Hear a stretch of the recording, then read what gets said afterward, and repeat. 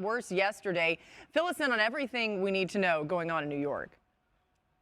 Well, they obviously fired their general manager, Joe Douglas, weeks after firing their head coach, Robert Saleh, on October 8th. And now the Jets have appointed Phil Savage, the former Browns general manager, to replace Joe Douglas, who was in that job for 6 years. His contract was coming up at the end of the season. A lot of people thought he wouldn't be back, but the Jets expedited the process and dismissed him yesterday. He gets to go home to be with his family right now. Meanwhile, now the questions about Aaron Rodgers take back up again. And without Joe Douglas there in New York, without Robert Saleh there in New York, the two men largely responsible for bringing him from Green Bay to New York, now his future is even more in question, and whether or not he will be back in New York. First, Aaron Rodgers will have to answer whether or not he actually wants to play, whether he wants to play for the New York Jets. And clearly, with that organization taking on a whole new direction right now, there is every possibility that Aaron Rodgers will be moving on, whether that's to another team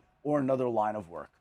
Wow. All right, Adam, the Giants also look like they're going to be changing their quarterback. They benched Daniel Jones, of course. What happened with Jones today? Well, he was basically appeared to be running as the fourth string quarterback there in New York. So it doesn't seem like the Giants benched him as much as they basically have written him off now with that $23 million worth of injury guarantees in his contract. They have Tommy DeVito starting. They have Drew Lock backing him up.